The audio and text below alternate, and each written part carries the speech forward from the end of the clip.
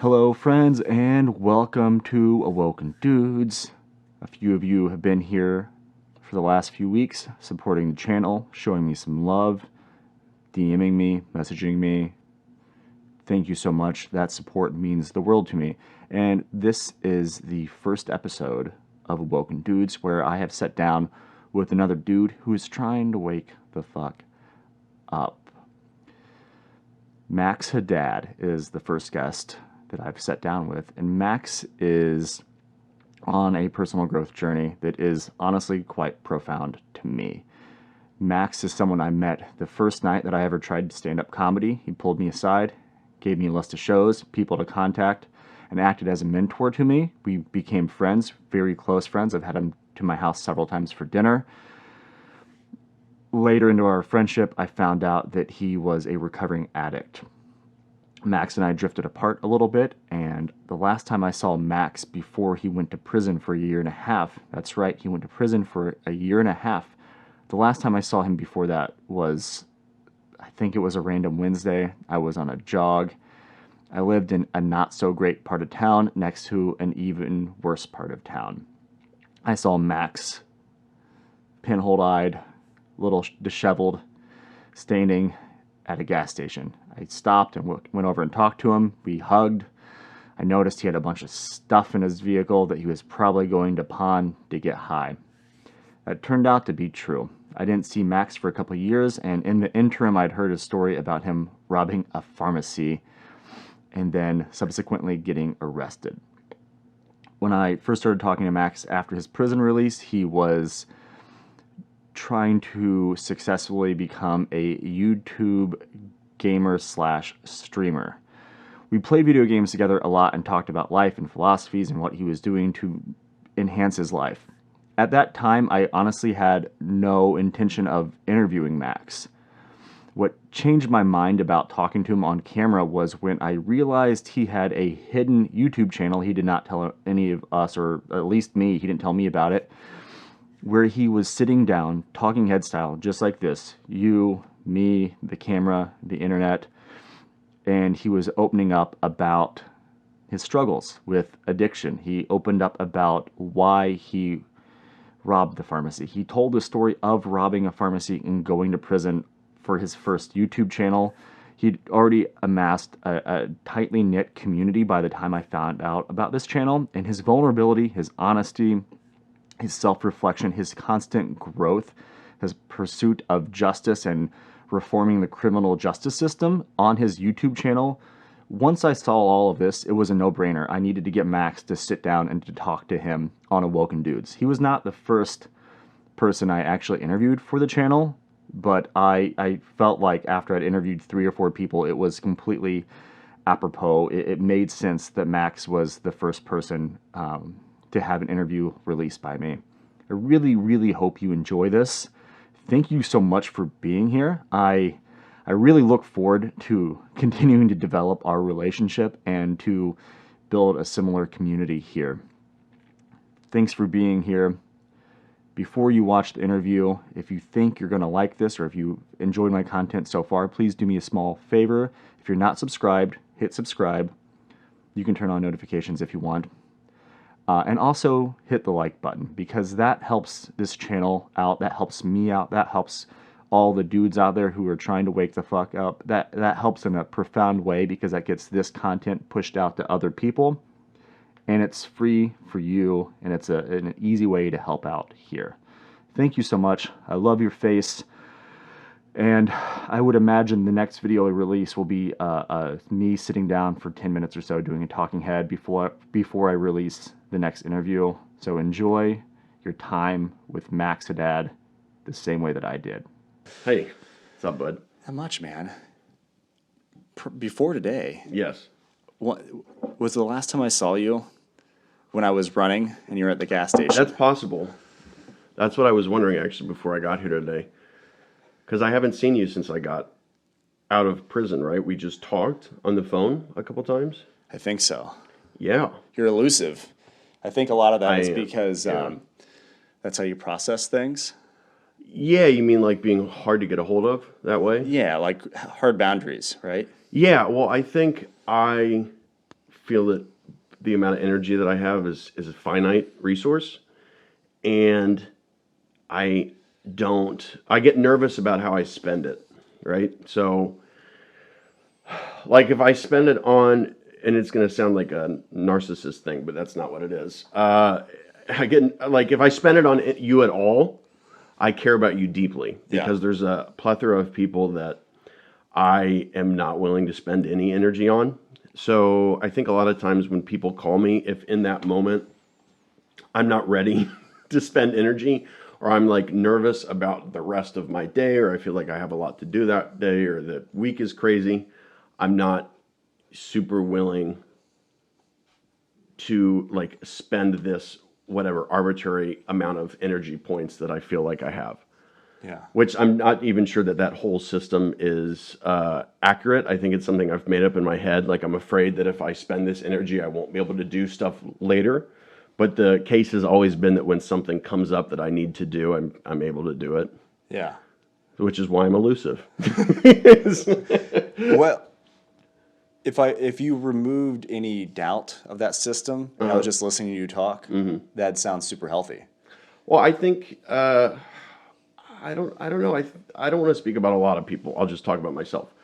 I have a tendency to make myself super available because I feel guilty if I don't do that for everybody. It doesn't even have to be somebody that I super care about.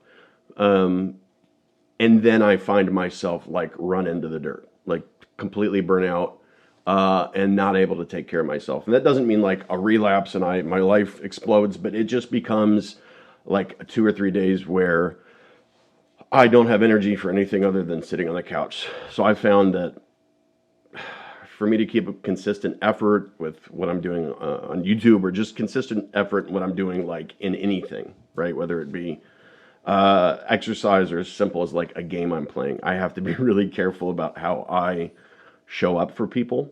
And so, yeah, like if something seems to be really important to somebody, or, you know, like it's obvious that it is, I'm happy to show up for them, like drop anything for sure, show up for them.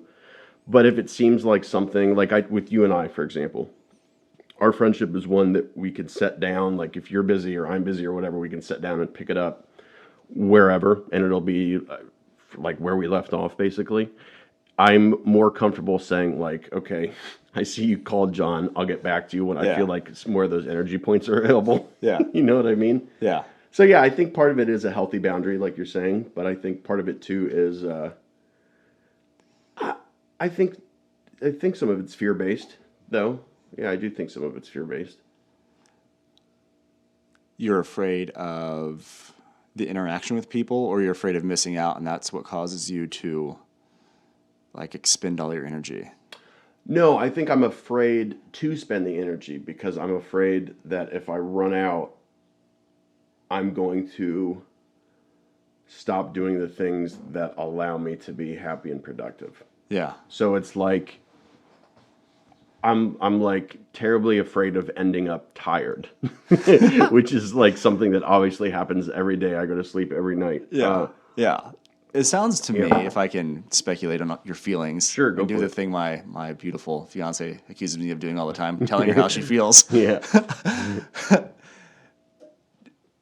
To me, it sounds like you're afraid of getting tired doing the wrong things. And the things that you do, you're questioning whether or not it's healthy or narcissistic, or it sounds like overthinking. And I'm saying that from my own paradigm, obviously. But I think that we gravitated towards each other. If you're listening to this or watching this, you know Max and I, you might not even know how we met. So I'll just go ahead and say that really quickly. And I had done comedy for the first time ever. Nervously went through probably the best 5-minute set I'd had in years, because it's the only one I actually practiced for ahead of time. Nice. But you approached me and said, "Hey, there's this whole like world," and you opened that up for me, right? Yeah.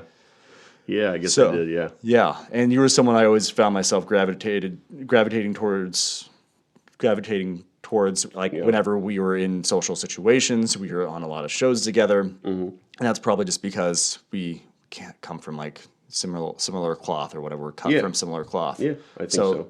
Overthinking and listening to you talk is how I I feel like I sound when I'm like on the brink of like, I don't know, like having like low grade anxiety or having like a full blown Sure. panic attack. Like I'm Yeah. questioning everything I do. And I think it comes from, being empathic and compassionate. And maybe like hear you talk about your dad and you trying to figure out if you're good enough for him and how you interpreted like your relationship growing up. It's like all stuff that like I've been like trying to figure out too. It's so crazy. It's like almost like perfectionist the way that like I'm hearing you describe your feelings toward everything. You're like, I want to say yes to everybody, but like, does that make me bad or not or what? And like, dude, I do the exact same thing. Yeah. But I'm telling you, dude, I wish I would believe someone that said this to me. But when I'm hearing Yeah. you talk about like wanting to like give the right kind of energy, it sounds so healthy. Yeah.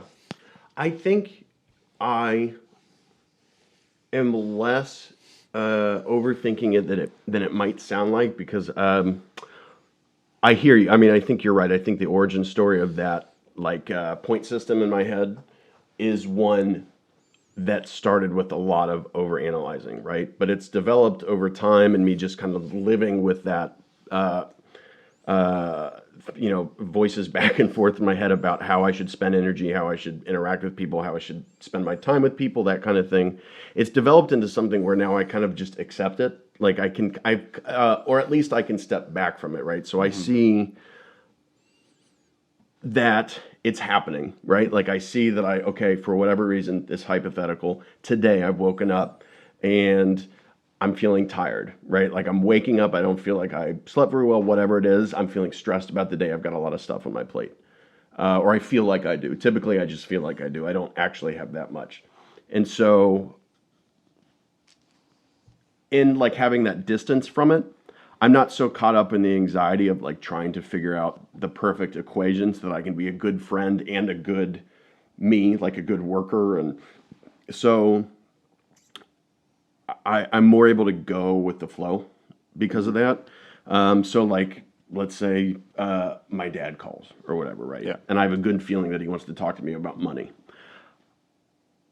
I trust myself enough now that I know if I don't answer in that moment because I'm afraid that I can't add this on to today, then I know I'll call him back later. Like I believe in myself enough as a man, as a person, whatever. I've proven myself now that I'm strong enough that like my dedication to people that I care about is strong enough that I will get back to them. Whereas before, this point system, this formula in my head, whatever, it was just overwhelming. It was just feeling based. So I was hiding from people because I didn't feel like I had enough energy in the day, whatever. And then I let all those calls I didn't answer, like invites I didn't accept stack up. Yeah. Right. So I never balanced the equation, I guess. So to be honest, I don't know if it's healthy or not.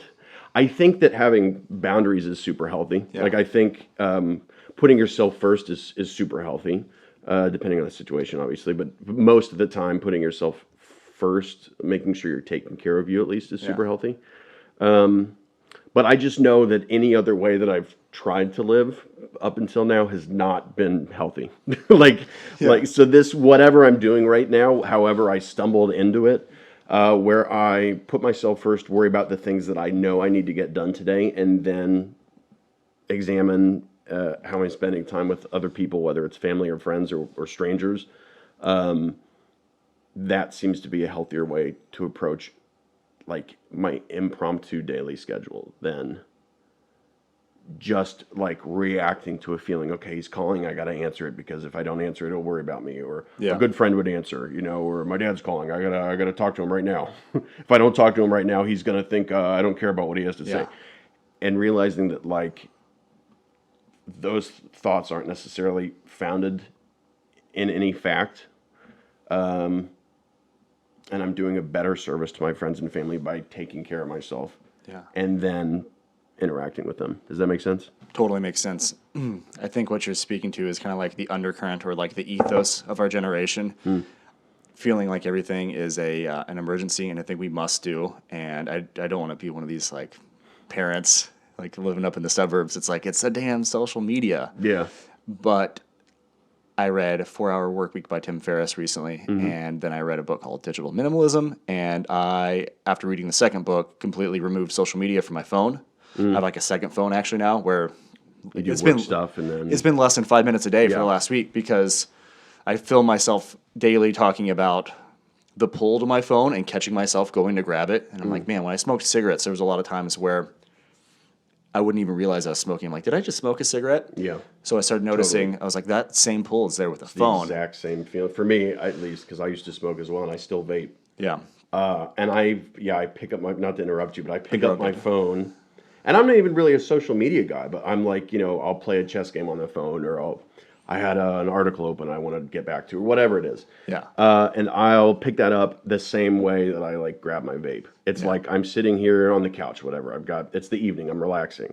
And instead of just like being, and let's say I'm watching the movie I chose to watch or reading the book I chose to read, I'm like grabbing things constantly. Yeah. Like as feelings arise, I'm like trying to like adjust my insides, my emotional insides by like grabbing things externally. Yeah, I think that's that could be the addict part because I've come to terms with that with myself too. It's like there's like some hole that I'm always trying to fill. Yeah. But in regards to social media in particular, and what you're describing to me, and you saying you don't, or you've been trying to realize your power and that you can carve out time for yourself and you can make yourself a priority. I think a lot of that is compromised with social media because you feel like you always have to be on. Yeah. No, I mean, I am probably the worst person to talk to about social media because I always hated it. I Okay. always like I don't know, not to sound like above it or whatever, but I just immediately saw, and I honestly think it was because of people that I dated. Like there were a series of girlfriends that were only ever on like Facebook or Twitter or Instagram. Yeah. And so it was just very apparent to me, like as it was coming up, that this is like not a super cool way to interact Yeah. with people. Like you're on your phone and they're trying to talk. It's just not great. So I didn't like it immediately. I used it for stand up, like to book gigs or whatever. Just communicate with people was easier than like getting everybody's phone number, everybody's email address. Just text them or message them rather on Facebook. And then I went to prison. And so I didn't. Is there social media in prison? There are tablets and there's a computer and there's a messaging system, but it costs 15 cents per message. And it's like this very bunk. It's like AOL, like instant messenger, like from back in the day, like that. So it's like slow and glitchy, and it's just an awkward system to use. And also, there's like 10 other felons in line behind you, like bummed that you're sending more than one message. So like you're not super amped and motivated to use it. But then I got out of prison, and I had spent so much time without a phone that I had also dropped that sort of grasping feeling to like play a game or whatever. And yeah, I got onto house arrest, and now I'm on just probation for a little bit longer, and then donezo with everything. And I've gotten back to that, like grabbing the phone for a game or something like that. But I've just always been separated from social media. Good. So I don't, but then also, like with what you're saying, I'm not sure where that everything feeling like an emergency comes from. You know what I mean? I don't Could want be to. I'm sorry to interrupt you. No, I just was gonna say I don't want to like over speculate or say that like I don't want to get all Freudian and like, well, my relationship with my mother caused me to be this way, but she is she is that way where if something comes up, it's an emergency. So I think there I guess what I'm saying is there are different ways to find yourself reacting to daily stuff like it all has to be done right now. Yeah. Alexis is like that, where everything has to get solved immediately. And I've been like that before too, but I've also been accused compulsively of not taking anything seriously. But we're all conditions, of our paradigm, right? So even if you're not using social, there could be some way that that's being trickled down to you, and then the influence from the mother. And I bring up Alexis, my fiance, because I'm like, man, women have so much put on them, and not a lot to like, no like accolades as far as like economic status or anything goes, statistically speaking. So I'm wondering if that is like something that's creating a sense of urgency, and like your mom, that she's like passed down on you. It's like you have to do everything now. Well, I think Okay, so with my mom, I don't know that it was necessarily some type of like societal influence that caused her to be stressed out, and then I picked up on that. I think I think she is just a she's like a nervous person, and I don't want to depict my mom as a fragile individual because she's definitely the opposite. She's super strong. But she's always been the person in our lives being like me and my siblings. She's been the person to fix the messes for the whole family. I mean, she raised 8 kids at the same time while my dad was working to provide for us. So there were 8 mouths that she had to feed. There were always problems to be solved. And then she also came from a family that had very, very, very little, like totally impoverished. And in order to fit in where she grew up, because she was going to a school where people had stuff and she didn't, she had to like constantly pivot and make do with what she had. I think it's more of her being able to address stuff effectively than it is her being really anxious about not being able to do anything about it. Yeah. And so I got to bring my dad into it too. I said I wasn't going to do this, but I'm doing it. He's also somebody who's really like harsh unintentionally, but harsh when stuff doesn't happen how he thinks it should. Yeah. So I think what I saw was my mom addressing some real needs of the kids, her also probably playing peacemaker to keep my dad from overreacting. He didn't beat anybody. Wasn't verbally abusive. He just yelled. Nobody likes to hear yelling, especially as a kid. So I think she was probably tidying up messes, literally and figuratively. And I just picked up on that. It seemed as though order was kept in the household by someone running around like a chicken with their head cut off, addressing all these problems. You know what I mean? Yeah. Have to appease the dad, these are needs that need met. And I think even before I left the house, picked up on that. So then I started being the peacekeeper. Like I wanted my mom and dad to get along. Yeah. That's so crazy. Are you the youngest? Yeah, I am. That's so interesting. When they're not all hers either. She wasn't that busy. They were from, my dad had been married twice, and my dad's been married 3 times, and my mom's been married twice. So I'm actually the only one from this marriage between my dad and I was my going to mom. say, I was like, I'm not going to laugh because this is a serious podcast. No, you're good. About You're dudes good. waking up or whatever. I am trying to find the balance here. I know it's a serious podcast, but like, yeah, Dude, it's just be you. yeah. And Dude, just be you, dude. Dude, bro. Just be you, dude. Go ahead. You were saying something. You said you're trying to find the balance. Do you mean just in this moment, or do you mean in general with your life? You're trying to find a balance between... No, I was talking about the podcast, my guy. I was okay. Yeah, because there's a lot I could say about the silliness of it, but I'm trying to address what you're saying about like this anxiety, because there is this notion. Here's what I'll say. After I got out of prison, I began noticing more that it seemed like the people around me were really upset about stuff that may have bothered me before I went to prison. I don't know. Probably did. Yeah. And then after going through prison, which was an awful experience, like people getting upset about this stuff, it was like, boy, that doesn't matter at all. Yeah. Working at a restaurant and guests coming in and being upset. Like, yeah, it rattles you if you're their server. It's a bummer. It's not. I'm not saying like get over it. It should be fine. But it's not like cry behind the restaurant upsetting. Yeah. You know what I mean? Yeah.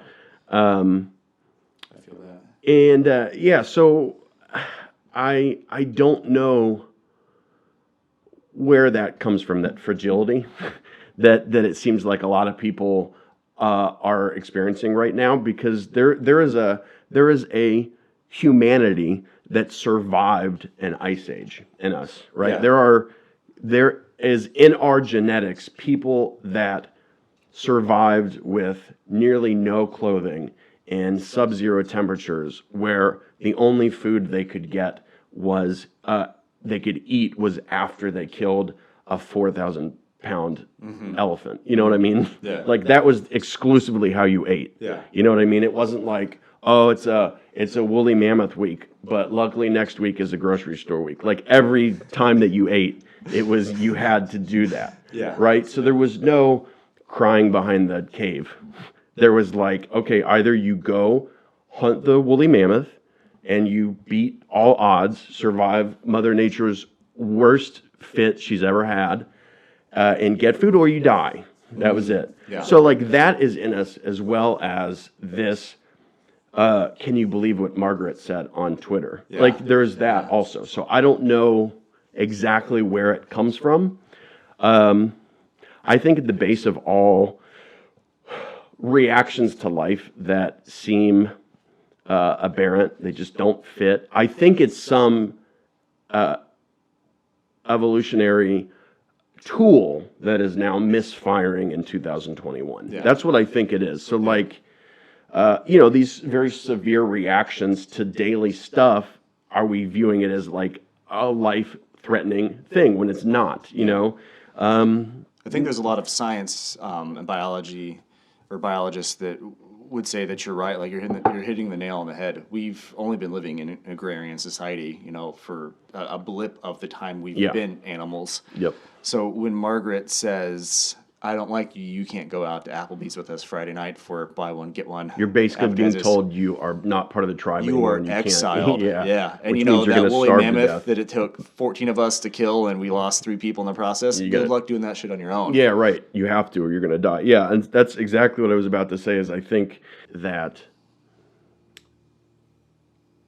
in every reaction that seems out of place, like exactly what you're saying, is this fear that we are no longer going to be allowed to be part of our tribe, whatever, our culture. So anything that makes us feel separate from, and maybe this is too big of an umbrella to throw this under. Let me explain. So, okay, going back to, I'm at the house by myself, just with my dog, whatever, and there's a bunch of like chores that need done, right? And I am feeling somewhat overwhelmed by that. I think, I don't know how big of a stretch it is, but I think I could also relate it back to like feeling, being afraid that I'm going to be separated from the culture, the tribe, whatever, because if I'm not capable, right?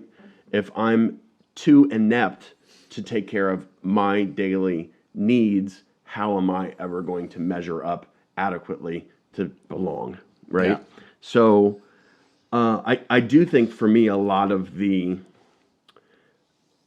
anguish, we'll say, that comes from noticing things that need done and being afraid that I won't be able to get to all of them is the fear that if I can't accomplish everything adequately or even more than adequately, like excel at it, I am not going to be successful. And how do I mean successful? I mean successful in like babes everywhere, mega rich mansion. That's what I'm talking. And it's a delusion. It's a crazy way to define success, but that's exactly what my brain says. You're never going to live a rock star life if you can't do the dishes in under 2 minutes and they're all spotless. It's very, very extreme. Yeah, and but I think it's very weird to not want to excel. That I think is odd. But obviously it can cause you pain wanting that as well. And yes, like I understand that idea of the mansion and the babes and the money and the hot tub full of red wine I don't drink, but you know what I'm saying, like is not realistic, and I don't want that. But for whatever reason, that's like the symbol of ultimate acceptance is excelling and reaping all of a culture's most popular rewards. Does that make sense?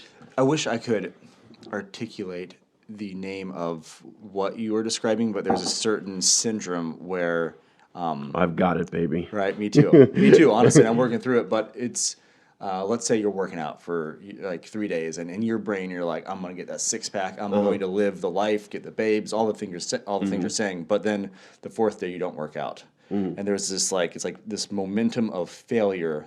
You're like, all right, well I messed up on the fourth day, so I might as well go do heroin and rob things or do this and that and hang out with hookers and all the things because I missed leg day. Yeah. And I'll do that. Like if I don't make the bed at 8:30 a.m., You'll have a collapse. I'll have a bad day. I'm getting better at it because I in a very type A fashion have been scheduling blocks of time every single day of my life to kind of keep myself on task. No, I think that's makes a lot of sense. Well, and I don't think it's fair to label it type A either.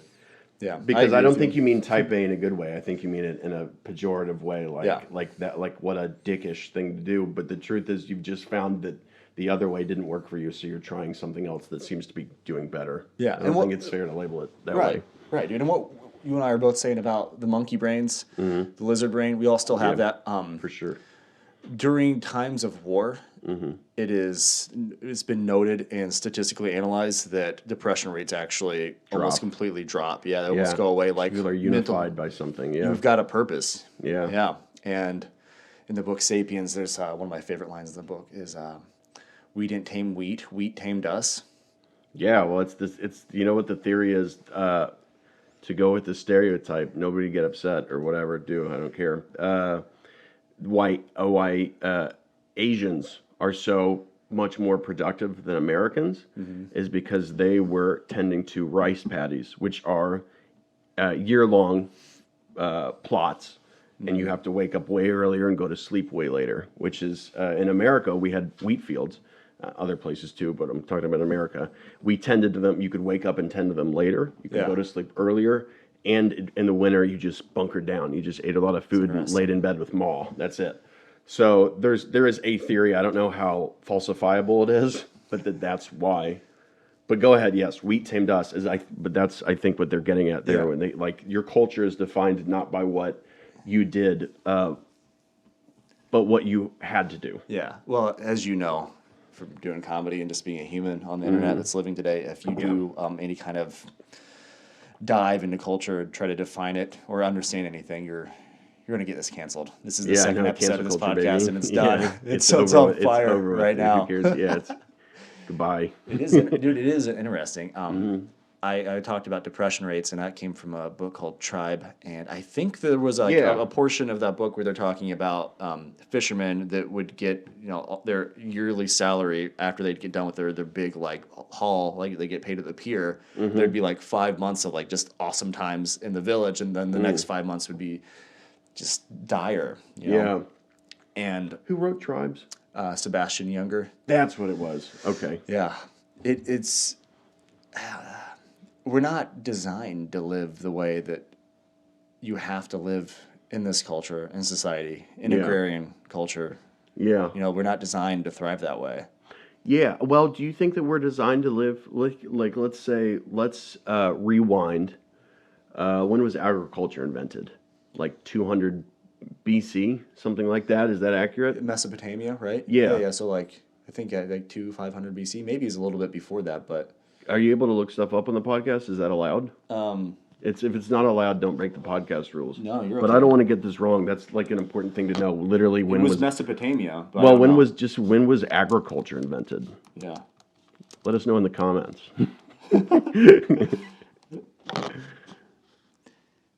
Between 7,000 and 10,000 years ago. Jesus, we're so wrong. Neolithic era of the New Stone Age. See, we're so wrong. That's why I knew. Okay.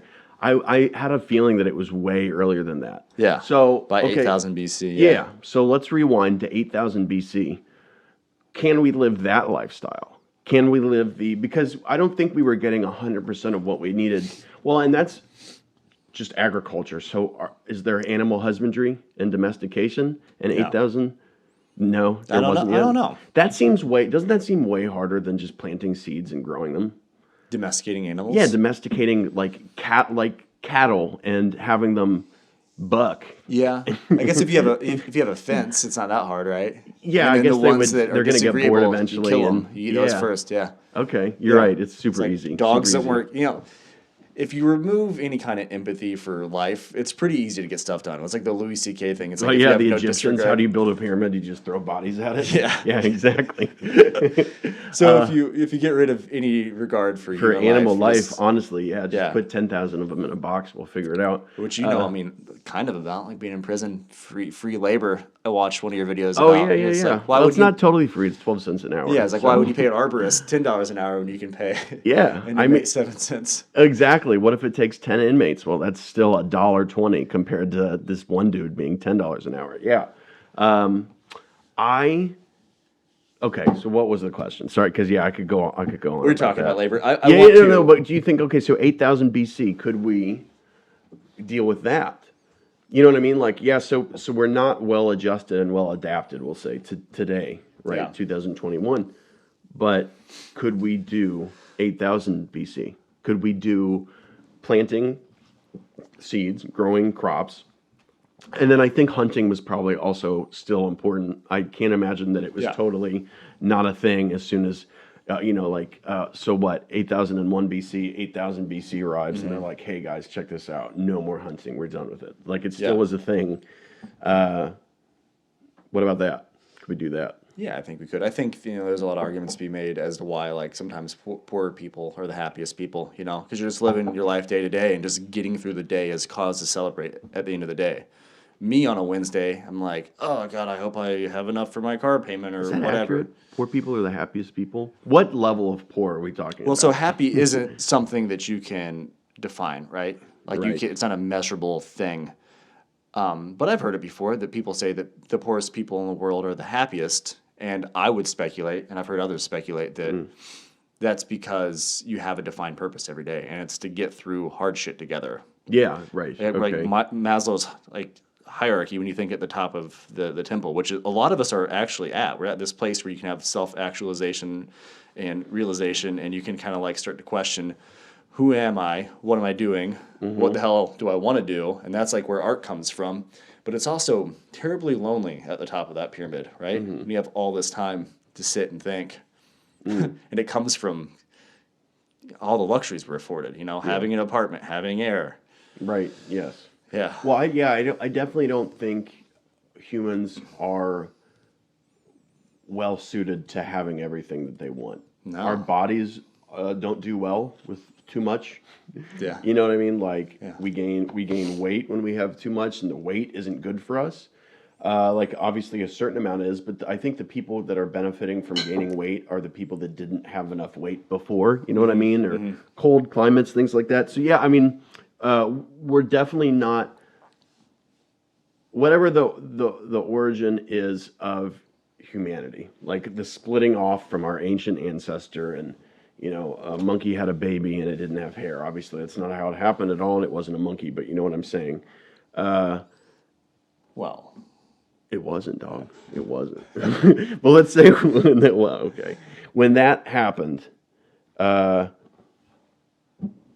Mother Nature had intentions. Okay, she had no expectation that it was ever going to be any different than survival of the fittest, right? Yeah. And now it's not survival of the fittest. It's, if anything, it's there's so much. What is it called? Nepotism. There we go. You benefit so much from your family, right? And what my dad did. I benefit so much from what my dad did, Yeah. and what his dad did, and on and on. Whereas I'm sure there was some benefit, is some benefit to animals for what their progenitors did, but it wasn't. Not to the extent, like there's not fucking squirrel banks where they go and okay, I've got, 1 million acorns I can take out. You know what I mean? Like maybe they have a couple extra because their squirrel family has been doing well for a minute, but it's not like that, right? They're not moving into this tree that's prefurbished because their dad bought it for them because he wants them to do well at their first job. You know what I mean? Just the way that we benefit from our families is so much deeper and richer. And I think in this case, talking about our happiness at times more detrimental than, say, a squirrel would benefit from their progeny. So, or not progeny, sorry, dad, we'll say, or mom. Yeah, so I think we're just not well suited yet to doing well. Yeah. We're not good at it because we're made, literally, our brains are like suited to be constantly groping and grasping for more because there's never enough, but now there's enough. Yeah. When else in history has there really been enough? Yeah. I don't know, plenty of times, but not for everybody, and it's still not for everybody. But I would guess that if you looked throughout all of human history, any time, any group of people at any time in history that they had way more than they needed, they suffered at some level because of it. It's not just more equals good. Right. You know what I'm saying? Yeah. Okay. Yeah. Well, the pursuit for more is the fear of, the unknown or not knowing when the next meal is going to come. That's Right. why, like, you come across a fig tree when you're a hunter-gatherer person. You eat 40 of them, and that's why when we eat a Dorito or a piece of candy, we go, holy shit, we're not going to get this again, even though we are. Well, that and monosodium glutamate. I mean, Yeah. that and like laboratory-produced things that Yeah. Well, it's all designed to create trigger compulsion. your lizard brain, right? Exactly. No, Yeah. 100%. That is totally. I mean, the reason that people are addicted to MMORPGs, for those that aren't in the know, massively multiplayer online role-playing games, World of Warcraft, stuff like that, is back in the day, stuff like EverQuest, one of the first MMOs, was scripted partially by psychiatrists. Like literally developers asking them, how do we make this unquittable? Yeah. How do we make it so that people can't stop playing? Yeah. It's something like there's definitely more benefit to understanding the brain than there is detriment, but part of the detriment is that those who choose to can manipulate it. Yeah. But then your choice is, once you have that information that this brand puts MSG in their whatever pita chips, you can choose to not eat that brand. Yeah. But what's tough then is once you've had a taste, baby, once you just get that of it, then you want more, Yeah. right? Yeah. Have you heard of the War of Art? I don't think so. This guy is talking about how to create and the struggles artists go through at the beginning of creation. And he wrote War of Art because, as a direct result of people continually coming to him and saying, you're an author, how do you do it? And he has said that if you could figure out a way, or he said years before the internet, if you could figure out a way to get people to yield to their resistance, you'd be a billionaire. And he's like, that's what the internet and video games are. You don't have to have any resistance to pick up a controller. You don't have to really necessarily have resistance to drink a beer. There's more resistance in not drinking beer and going out the door and running. There's more resistance in, instead of playing a video game for 12 hours, to sit and read Plato or to sit and start writing your book.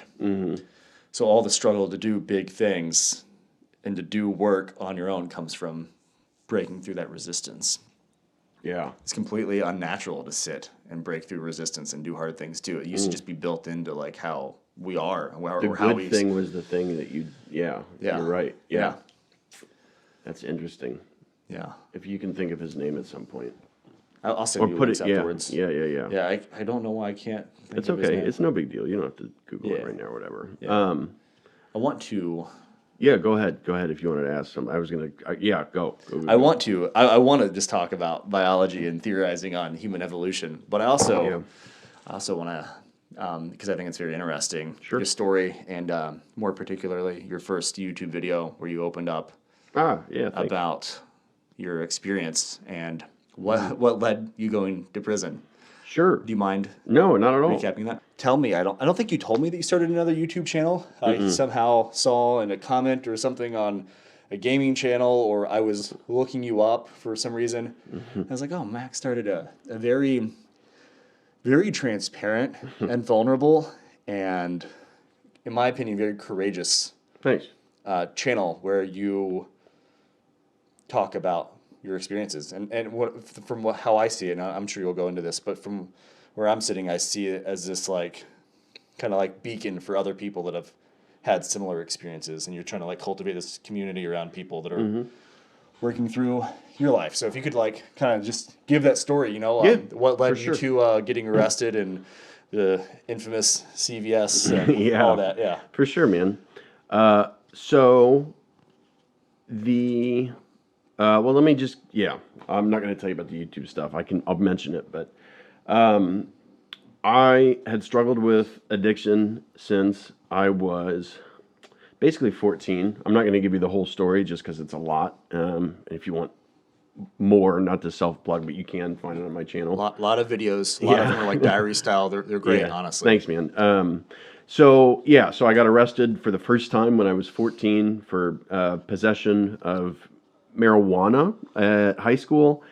That kind of thing happened a few more times before I graduated. I think, well, two more times. So the struggle was real before I even started using hard drugs. I started using hard drugs, namely cocaine and heroin, when I was 17. And it stuck because that's what they're made to do. And I don't want to get into the whole my ideas about what addiction is, but I'll just say I had addiction. I had this problem before I even picked up drugs. But drugs solved this mental dysfunction that I had because I could manipulate my feelings chemically. And they worked for a while. You know, even though I was getting arrested every year, even though I was having to go to rehab, all that stuff, it was still a solution for a while. And then it stopped being a solution. It was just a problem. So by about age 20, 23, the fun had long been over, but now I was convinced that it was over. And so I started to try to get sober seriously. I had gotten sober at 15 for 9 months. I had gotten sober for at least a few months of every year since then. But that's when I really started to dig in and do it. Long story short, from 23 to 26, I would get sober for a period of time, like 6 months to a year, and then I would relapse. And so I got sober for 8 months, and this was after a really terrible overdose. I had overdosed, I think in total I've overdosed probably 7 or 8 times on heroin. But this time I had been in a hotel room by myself and on my side for a couple days, passed out. Blood pressure was 40/20. They had to intubate me, and I was in a coma for 5 days. That motivated me to get sober for this 8 months. I did, and at the end of this 8 months, like the last maybe 2 months of it, I was basically white knuckling. I had stopped doing anything really productive. I had stopped going to 12-step meetings, which I don't go to any longer. But at the time, 12-step meetings were it was the only way I knew how to stay clean, even for a short time. But I'd stopped going there. I wasn't exercising. I'm sure I was binge eating. I was just miserable, and I was white knuckling it. And eventually the thought crept in, as it always has, that you should use. I didn't want to steal from my parents anymore. I had stolen money from them tons of times, not just $5, lots of money, stolen from other people. I've got some of it on my channel, but stolen from all sorts of people that I cared about. I didn't want to do that anymore. And I didn't have the ability to be employed at that point in my life, not because of a criminal background, but just I was just not, I wasn't of this world at that point. I was so not a regular person. I was so nutty at that point in my life, and completely isolated from everybody. Even the girl I was dating, I couldn't have a real relationship with anybody.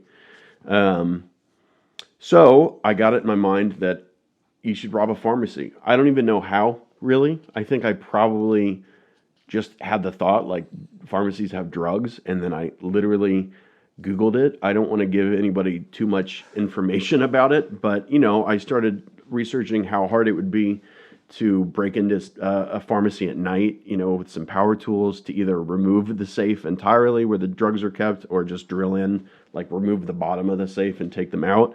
I realized that I didn't care that much, and that it apparently wasn't that hard to just walk in with a note, because I wasn't going to shoot anybody. I wasn't going to hurt anybody. I knew that. Literally, if I walked in and they said no, I would have just left, because I wasn't going to attack anybody.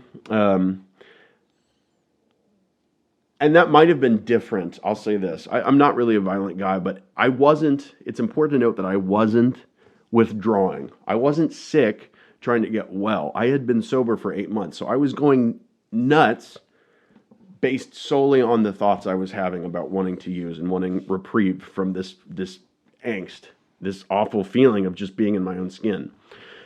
Had I been withdrawing and they said no, maybe I would have freaked out. I still don't think I would have just leapt over the counter and attacked anybody. That's not really my MO. But I went to the pharmacy. I did some planning, figured out where to park, figured out which pharmacy didn't have a time delay safe.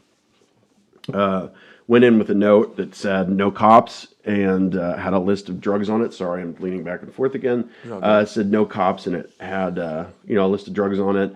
They gave them to me. It turned out that the safe did have a time delay on it, so I had to wait 3 minutes. They enter a code and then it opens. So the whole time I was just sitting there, like rushing them as best I could, even though there's really nothing they could do. Got the drugs, left. I ended up leaving the pharmacy with just a crazy number of Percocet, OxyContin, Xanax. And Do you know the exact number? I'm going to get it wrong, but it was somewhere in ballpark like 2,000 Percocet, Jesus Christ. 1,500 oxycodone 40s. It was like 1,000 Xanax 1s and I think 500 Klonopin, just half milligram, I think. And I could be off above or below by 500 on any of those. I guess I couldn't be below on the one where I said it was only 500, but you know what I'm saying? Yeah. It was a lot. So it was a lot. It was like, honestly, like a drug addict's heaven, I guess you could say. Obviously, that's not the case, but that's what it felt like. When I got home, I dumped them all on the bed. It was just insane. It was insane to see. And immediately relapsed, obviously. That was the point, and overdosed within 36 hours. The next week, I overdosed 2 more times, so 3 total overdoses that week. I would go to the hospital. They would give me a Narcan shot, which is an opiate antagonist. It basically flushes the opiates out of your opiate receptors. If you're addicted to opiates, it sends you into withdrawal. Regardless of if you are or you aren't, it pulls you out of an overdose. So they'd give me a Narcan shot. I would wake up. I would go home. Happened 2 other times. The third time that I went in, my dad put some pills in my pocket, lots of them, so that the hospital would know what I had been taking when I got there. And he was being helpful. I used to say my dad was trying to be helpful. My dad was being helpful. Yeah. And you walk in and your youngest son is, right. He didn't you just know what you can do. Exactly. Yeah. He was just saving me. Yeah. So I get there. The nurse offers... I'm in a coma for all of this. The nurse offers my parents the pills back. They say, hell no. So they throw them away. When pills are disposed of at a hospital, security guard watches just to make sure that the nurses aren't pilfering stuff. And he or she, I'm not sure if the guard was male or female, realized that that was way too many pills. Nobody is getting prescribed 1,000 oxycodone. They're just not. So he called the police department of a county that had recently had a CVS pharmacy robbery, and they connected the dots, and they came to my house, and they arrested me, and they brought me into the office, police department, and they got it out of me. And the only thing I would change in hindsight is I would have had my lawyer with me when I was talking to them. But even though I'd been arrested, I had no experience with real serious crime. Mm-hmm. I mean, you could argue that possession of this school property is serious, but I was a little kid making dumb choices. It wasn't a 30-year-old man dealing to children. So I bide my time while my lawyer and the prosecutor debate a plea agreement for me. My sentencing date gets pushed further and further and further down the road, and it was the worst time of my life. The only time that was worse in my life was probably the 45 days I spent at RDC, which is the Regional Diagnostic Center, which is the prison you go to before you get the prison you're going to end up at chosen for you. Mm. It's where they try to figure out how dangerous you are, basically, and if you have any mental health issues. big surprise. Everybody does when they're in prison. So I finally get sentenced. My plea agreement is for a year of DOC, a year of work release, 1 year house arrest, and then 2 years probation. There was an extra year that they could have given me. The judge could have given me on any of those things. He could have given me an extra year on probation, an extra year of house arrest, an extra year of work release, prison, whatever. He chose to leave a year off.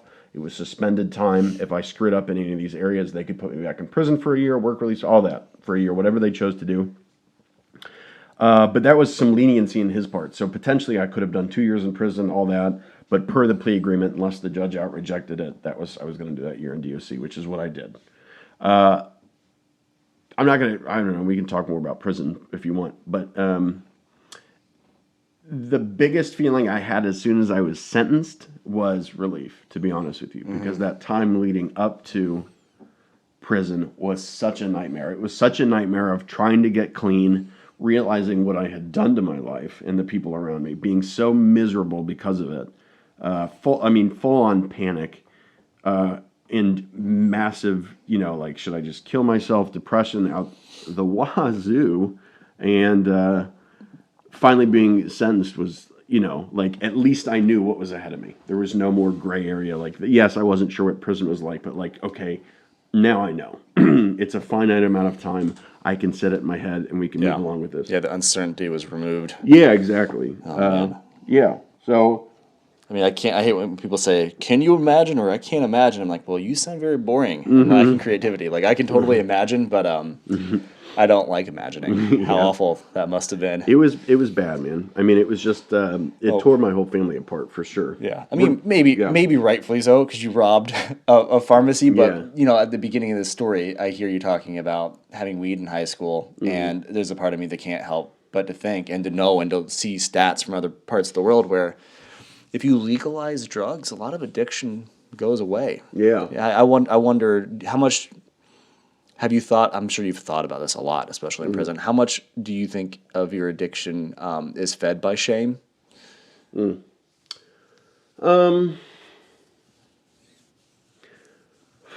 by shame. It's a good question.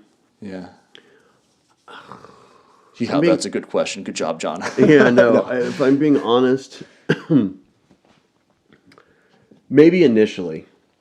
Maybe a lot initially. Later on, I would say not at all, to be honest with you. Yeah. It was more about nihilism, just feeling like nothing matters. Nothing has any worth. And then, some like, it wasn't shame of being incompetent. It was this certainty that I was incompetent, and also that, like, I had squandered potential. So it was feeling like, like, you could easily be ashamed about that, but it wasn't so much shame as it was like, what's it matter anyways? And not feeling understood. But then also just the flat out compulsion that comes with substance abuse disorder. Like, there wasn't always rhyme or reason. I wasn't always treating something tangible when I got high. Like, it could very well just happen. I mean, one of the times I relapsed, I was taking a nap and woke up from the nap and immediately remembered that my dad had pain pills and, like, went right and took them. And I had been sober for a while. I do that with food. Do you? Yeah. I do wake up and eat sometimes. I'll wake up and be like, there's there's Doritos. I'll be like 4 days into a diet, and I'll wake up and be like, there's Doritos. I know, though. Something about... So apparently being sleepy feels like being hungry. I'm not exactly sure how that works out. But it impacts same parts of the brain. It's not a direct overlap. Yeah. So when you're tired, that's part of the reason you get hungrier, or you think you're hungry. Yeah. Yeah, I definitely have had some weird night eating stuff before. Yeah. Lizard brain, man. It's crazy, dude. It is a lizard brain. That's what it is. Yeah. The shame thing is interesting. And then you said that goes away with the addiction and nihilism, and it's, man. I know that. So I'm not completely sober. And my whole battle has been, if I'm in like a phase of like drinking heavily, there's the nihilistic aspect of it. And then I also, if I'm drinking and I binge drink, it's like, well, I've already had 2 beers. It's like I could just chill and then like Yeah. do the responsible thing or whatever. And there's shame inside of my core. But if I admit to someone, if I say I'm an alcoholic, they go, oh, that's funny. But if Yeah. I said, hey, I was banging heroin yesterday, so such a fucked up paradigm that we live in. Yeah, I no, think it's it is- creating more problems. Yes. That is something that I don't really get. I would argue that people that are dying of alcoholism it's like way more tragic than people dying of heroin overdoses. I mean, they're both awful. Don't get me wrong. I'm not Yeah. saying like, people in back alleys dying of ODs alone is like a totally suave, cool way to go. But It's how poetic. yeah, thanks. Yeah, right. But I just think, a lot of there's just so much of the drinking culture. People think I'm not a prohibitionist. First, let me say that I'm not at all a don't let drugs be anywhere. Nobody should do them ever person at all.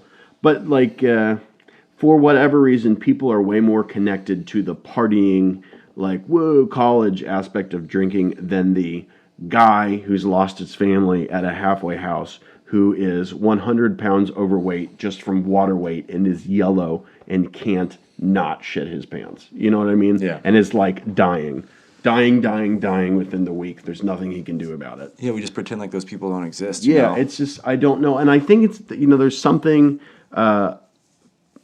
there is something more poetic, I think, about heroin addiction. Sometimes the there and gone thing, the overdoses are much more startling, I think, than somebody drinking themselves to death over 50 years. People die of alcohol poisoning for sure, and that's an overnight thing. But I think the sheer number, there's a lot of political stuff that goes into it, ad campaigns over time. I mean, there's no heroin companies in America advertising for heroin during the Super Bowl. So there's a lot that goes into it, but except for the models. yeah, that's a good point. They do look great. Is that what you're talking about? Skinny models addicted to heroin? Yeah. Is that what we're saying? Okay, Yeah. good. So You got it. yeah, nice. I think that it's just complicated, man. I don't know. My grievance with that people don't see the full picture goes way deeper than just my frustrations with people not seeing alcohol for what it is. Yeah. Well, I think that goes back to, honestly, the yielding to resistance. If you just live your life by the color of the law and you never question it, it's easier. So if you're never like, well, why is alcohol illegal, but marijuana is not? Especially most people that have. It blows my mind, people that I talk to that have smoked weed before, but they still don't like question why alcohol is legal and weed's not. Yeah. It's like when clearly there's one that's, you're not going to get fucking 100 pounds of water weight and yellow and shitting your pants off of weed. You may because of the White Castle you ate or whatever, Right. but it's insane. How have you forgiven yourself? And if you have, how do you do that? How do you go about it? Forgiving myself for prison or for being an addict? For your follies, I think we all have things we're working through. One of my biggest focuses on my life the last few years has been forgiving myself for everything I've ever done, because it doesn't serve the people in my tribe if I'm constantly like living in regret. Yeah. I have not forgiven myself for everything I've ever done. But as far as being an addict, I'm not mad at myself at all about that, because that has nothing to do with anybody making an argument that I shouldn't have picked up the first time. Like it should just be they should just be doing coloring books in the corner, because it's way more complicated than that. Yeah. Like it's not. If I hadn't picked up the first joint, there would have been another problem that was based on the thing that already existed before I started using drugs. So no, I'm not mad at myself for being an addict. I almost never, I don't even know if I ever forgave myself for being an addict, because I was never mad at myself for it. I was frustrated because of stuff that it caused, but I never felt guilty about being an addict, because for whatever reason I immediately understood that like this is just my lot. Like I had zero to do with picking this. Like there was no way to untangle all the wires that that led to this. Does that make sense? Yeah. Do you think there's a way to untangle the wires now? Like when you have periods of sobriety and you're doing Yeah, self-care? I think they're being untangled now. I don't think there's ever a future for me where I can use like a normal person. Yeah. That is not a thing. Yeah. But do people try to talk you into that? not. I don't have people in my life like that, to be honest with you. Yeah. It has happened in the past, but they typically just sound really stupid. Yeah. Because there's like, what is the benefit? If you could Exactly. name a benefit for me Yeah. that made it worth it, like worth that dice roll. You Yeah. know what I mean? It's like if somebody says, here, roll this 6-sided die, 1 to 3, you get $0. At 4 to 6, I'm going to shoot you after I skin you alive. Okay? And not in the head. I'm going to shoot you in like both feet and then leave you in the desert. You're like, why would I roll those dice? Yeah. And that's every time somebody's like, well, you should just smoke pot. Like, why would I roll those dice? There's no benefit. Yeah. So I, as Go ahead. someone that enjoys, I didn't answer your question yet, by the way. We can get back to okay, it. You're good. No, you're but good. as Go ahead. someone that enjoys alcohol for whatever reason, one of my big battles is there is no point. If I'm being honest with myself, like what the fuck is the benefit? Yeah. Go ahead and finish your. No, you're good. I just didn't want to move past it. I didn't mean to like correct you. I'm not trying to. No, run the you're all podcast. good. You're making the podcast. I love it. Baby. So, well, let me. Yeah. Okay. So, talking about there being no point, like, I have at various times in my life, especially when I was younger, thought different things about using. It makes me happy. It makes me a better stand-up. It makes me a better artist in general. It makes me smarter. You know, like I've had different delusions about different drugs. Like heroin, it numbs me. Like I need to be out of this world. Alcohol, I thought I was Bukowski for a while. Pot, it makes me funnier, whatever. Adderall makes me smarter. Cocaine makes me smarter. All this different stuff I've gone through, and I just eventually like proved all those wrong. So there's like no argument. I don't know what argument somebody could make that would convince me there's a point. Like the point of all these is it just feels good. Like it just feels good to your brain to not like if you've got problems or your problem is you have no problems and you're like totally covered, just bathed in malaise by life right now. It feels good to get out of that. And so some people, based on their brain chemistry, based on their socioeconomic strata, all sorts of different stuff, have different drugs that they choose to get out of that. Some people that are not around drugs at all do it with Twinkies or Oprah. Like there's a bunch of different ways that we get out of stuff that we don't want to feel or feel stuff because we aren't feeling stuff. Does that make sense? Yeah. But for me and for other people, there's a risk associated with that. And I'm not, that risk was worth it for a while, and now it's not. And also, the benefit is also way smaller than it used to be. Like, I'm sure I have no tolerance at all right now to any drug, but I have proven myself through lots of relapses that my tolerance goes up really, really quickly, quicker than it did when I was 15, that's for sure. And so pretty quickly, again, I won't be getting those benefits that I convinced myself I would get. I will only be getting the negative consequences again. Yeah. It took me a long time to learn that lesson permanently. Like I would learn it and then forget it. But for whatever reason, and there's a lot of reasons I could name, I've just memorized that lesson. It's just not going anywhere. Yeah. As far as the forgiving myself thing that we were talking about, you know, like it's in a video I've talked about. I ripped off a friend of mine who's an old man for lots of money, and he doesn't know it. So like that's something that I have not made amends for. That I'm still. I don't know that it's. I guess it's a little bit of shame. It's more so like I need to make that right before he dies, and it's still somebody I literally talked to him on the phone yesterday. I'm not in a good place to make.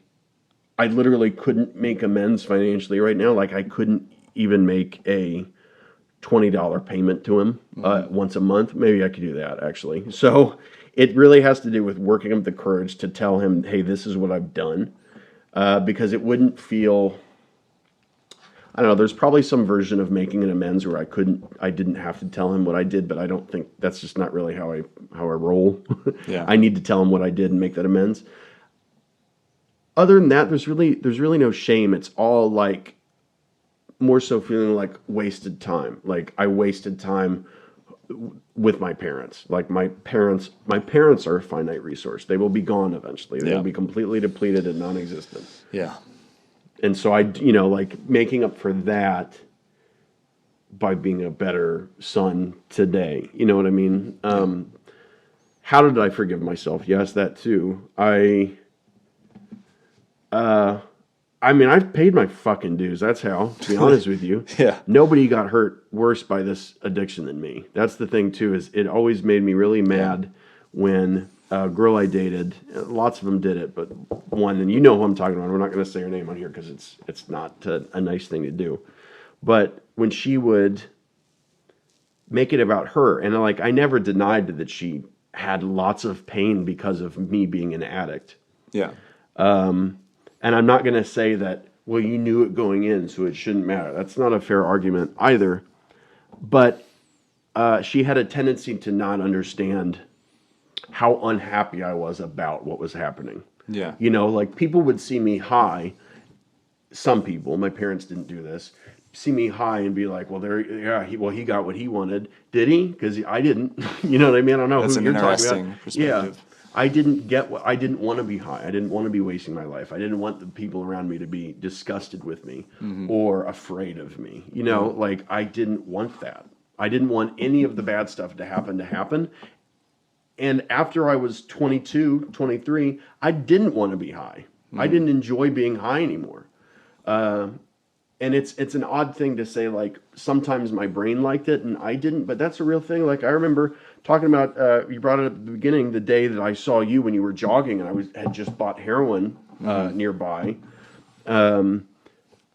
I remember driving home that day and it had nothing to do with just having seen you. Like, I was actually glad it was you, right? Like, because just you would get it. I wasn't afraid of your opinion of me.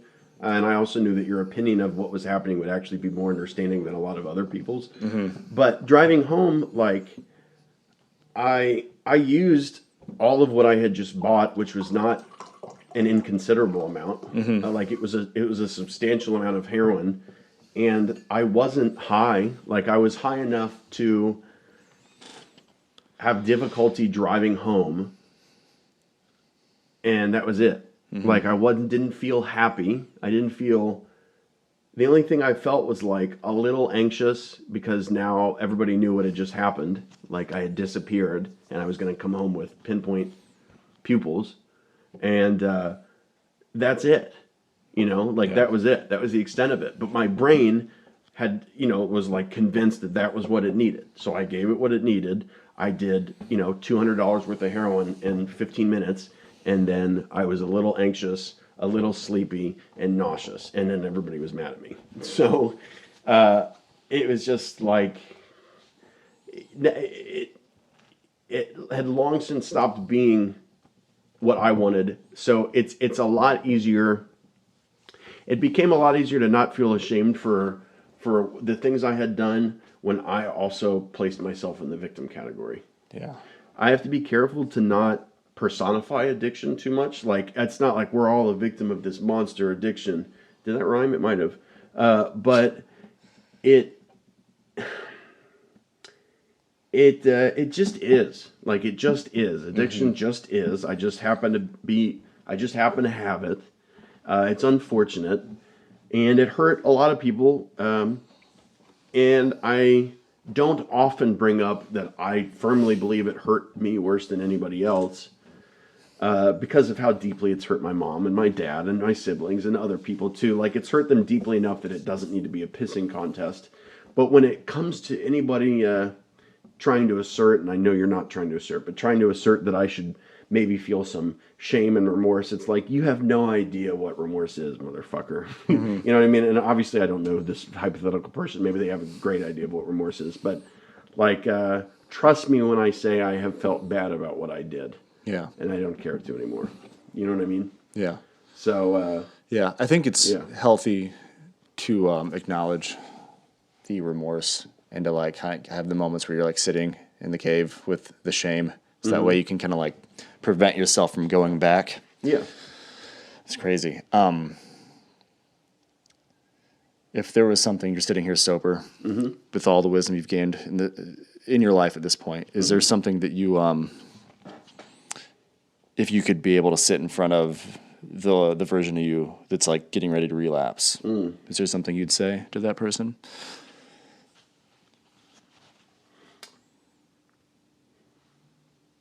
Make sure your parents know where you are. Yeah. Dead serious, because I wouldn't be able to stop me. I wouldn't be able to. First of all, I'm not even going to get into the logistics of me seeing me, because I probably wouldn't believe it was me.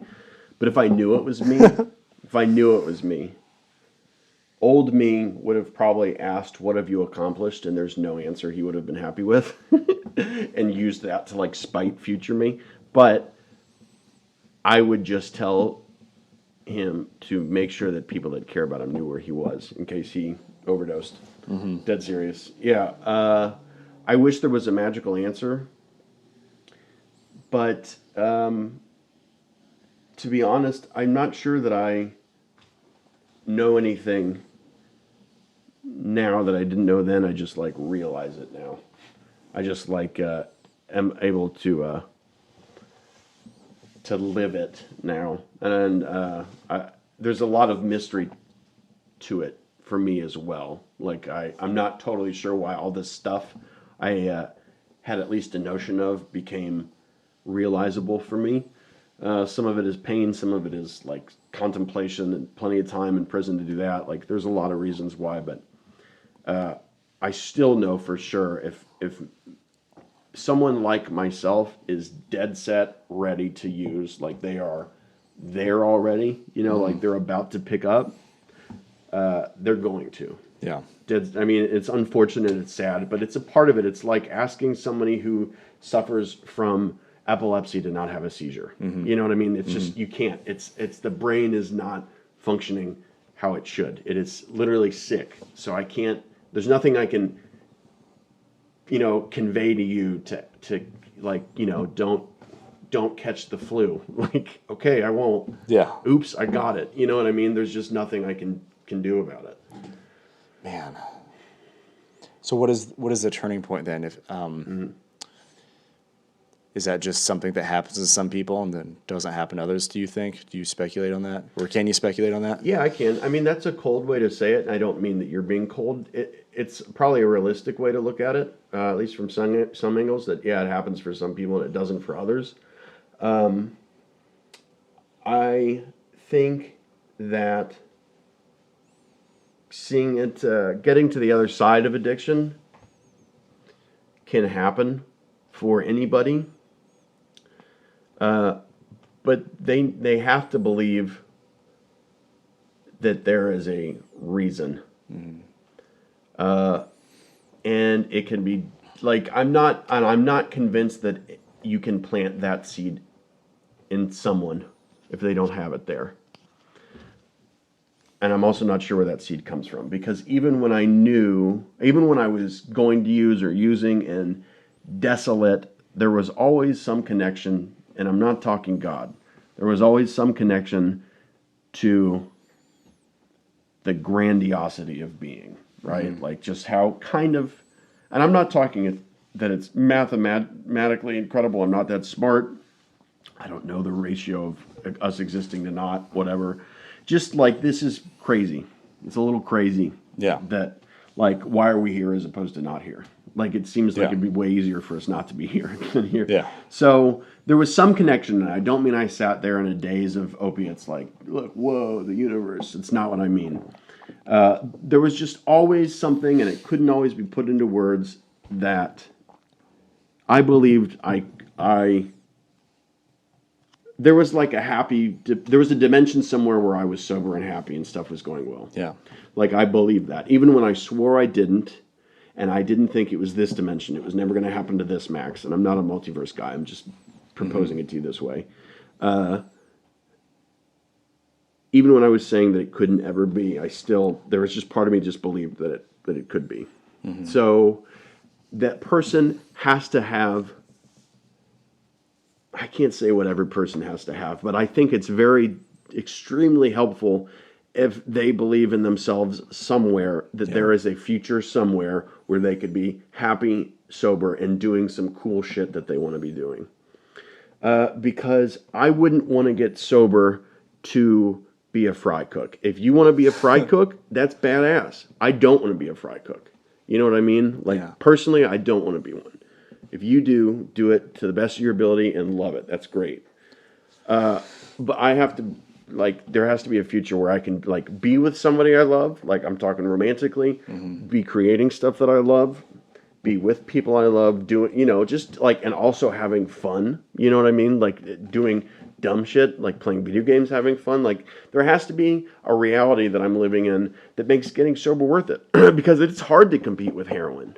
Yeah. Or crack, or even weed for some people, you know.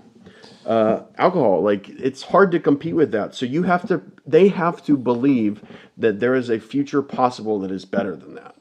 And I've heard plenty of people saying, like, talking about heroin like it's Jesus's tits. Like, there's just nothing hotter than heroin. And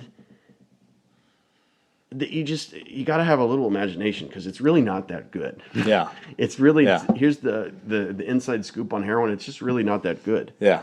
I mean, like, don't get me wrong. It's great, but it's not better than a bunch of really cool things combined. It's not better than, like, a loving family and wife or husband or whatever, and parents and siblings and video games and books and your dog and friends and what. It's just not. It's not better than that. Yeah. So as long as they can connect to that, and that's not like a choice. You can't just wake up and be like, I'm going to connect to whatever the fuck Max just talked about, you know? Yeah. Well, there's work to get to that point. Yeah. Of course, there's work in ripping off friends and getting money to score and all that. But the act of laying out the powder, snorting it, shooting it, smoking it, whatever you do with it, that's pretty easy. But taking like a YouTube channel, for example, like if you built it up to whatever your number is, or if you have a monthly goal, when you hit that feels as good as heroin, I believe. But the work to get there is a little bit harder. There's a Swami I was listening to recently, and I don't listen to Swamis very often. It happened very serendipitously. Yeah. But he said we all are born with a hole inside of us, and we're all trying to fill that hole. And that's, a lot of people fill that hole with God. Some do heroin and stuff. And being the atheist that I am, but also not wanting to be an addict that's losing a battle. Yeah. I've been trying to interchange the word God with meaning, purpose, charity, or whatever. Yeah. So I resonate really hard with what you just said about you have to believe that there is something that's better than those really quick, like things that yield to the resistance. Yeah. I just, and I don't think it matters what you call it. It's not like, it's because it's not even like it's my higher power to use some 12-step shit. It's just, it's just information that I have. Yeah. And I don't mean like I have it, nobody else has it. I mean, like, it's just information that you can believe in, you know? Yeah. And so I think it's helpful to have some experience of that information for it to become a belief, right? Like, which is why a counselor at rehab can't just tell you this shit and you're like, oh, fucking duh, well, I'll get sober then. You know, that's not why, it's why it's not that simple. It's like, I've seen heroin and felt it. And you're telling me a fucking marathon feels like that? Right, you are insane. Right. And, you know, I don't think there is any one event, orgasm included, that feels as good as heroin feels.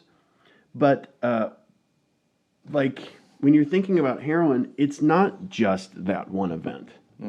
It's all of the stuff that comes with it. It's all of the building up to getting it, and it's all of the come down, and it's all of the family disappointed.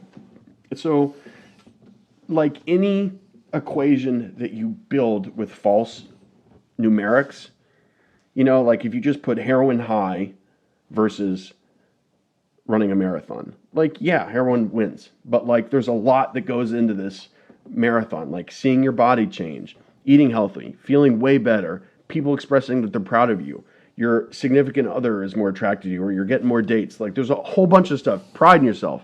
It's not just like heroin high. It's like robbing my parents, beating up an old man, like my penis stopped working because I'm ashamed of myself. Gets heroin, gets high on heroin. Great, awesome. Okay, 3 hours later, needs more heroin, not high on heroin anymore, out of money, parents upset, penis still doesn't work, old man in hospital. You know, like there's all that. It's not just that. So if you look at the equation accurately, like with some honesty, if you can be honest with yourself about it, it's easier to see that other stuff might compare. It's tough for sure when you're withdrawing or you're on the way to pick up or whatever. Yeah. But I just, I don't know, man. It's tough because heroin addicts in general are just such bullshitters. They're just such bullshitters. Yeah. The worst is lying to yourself too. Yeah, they're such bullshitters. So it's hard to ever like get them to see something, or like hard to know if what they're saying is true. And I'm actually not a big proponent of tough love. Like if my parents had kicked me out of the house and kept me kicked out, I would have been dead a long time ago. But I think some rigorous honesty is cool, and like some compassionate tough love is okay. And there are plenty of, let me just say this, there are plenty of situations where, like there's so much that I don't understand. So there are plenty of situations where kicking somebody out of the house is probably the correct choice. But I think a lot of times just kicking somebody out of the house because they're an addict and you better get sober, you can't come back, is just straight up irresponsible and selfish. And you can't handle the responsibility of having a family member or a loved one that has a mental illness. And it is tough. So I get it. But like, it's not appropriate to kick somebody out of the house because they're sick. It's a bad way to react. Now, if they're physically hurting you or something, like substance abuse disorder doesn't cause you to beat your wife or rape your kids. That's not a symptom of substance abuse disorder. So if somebody's like, sorry, I got drunk and raped you last night. Oops, that's not the same thing. Compulsive use of alcohol and sexual abuse or verbal abuse, like these are different things. So it's possible that the person that you love, and you're allowed to love, that has a mental illness is also a piece of shit. These things are not mutually exclusive, right? Yeah. And they can exist together, but are not. It's not causal, right? Yeah. So it's important to know when to look at the behaviors together and when to look at them separately. So your loved one is being a real prick. They're stealing money from you to go buy drugs. Okay. There are a number of different ways to support that person without sending them to the street to die alone. But if that person is doing something that's so awful, instead of trying to get to the bottom of it, is it caused by their addiction, or are they sick or what? It's okay to keep yourself safe. You know what I mean? But I do think that there comes some responsibility with choosing or loving somebody or whatever to, roll with whatever life deals them, whether it's cool with you or not. And it doesn't matter how grievous that hand that they get dealt is. Sometimes you just have to play it with them, you know? Yeah. What am I saying? What was I saying? I was saying something over here. What was it? It's all good. You got into a tangent. That's what this is for. Before we wrap up, someone's listening to this. They've made it to the end, and you've subscribed. No, Thank you. They're obviously invested in you. They're going to want to hear more from you, and they can go to your channel, which will be linked and everything in my descriptions and wherever I put this up. I want to ask you for the last question. Who is your podcast for? I'm not your podcast. Your YouTube. You should honestly do a podcast and do an audio version. We'll talk about that sometime. Okay. But who is your content? Who is your YouTube channel for? My YouTube channel is. I know I'm supposed to be specific, but the truth is, man, it's for anybody having a hard time with anything, and they just need some support. Now, if you're trying to get sober, or you are sober, early recovery, whatever, or you've got a loved one who's suffering from addiction or any mental illness, it's definitely going to be a good fit for you. But there's been a lot of people that have found it to be a good home. just because honestly, the pandemic, and they're home alone and they're lonely and it's bumming them out. Like there's a lot of reasons, and it's what I've learned doing it is there's a lot of what connects us more than anything else is that we all struggle from time to time. So if you're having a hard time, swing on by, or if you're having a success, share that with us too. That'd be cool. Awesome. Well, I love it. I love what you're doing. Thank you for being here. Thanks, man. It's been a pleasure, truly. Awesome, It has. man.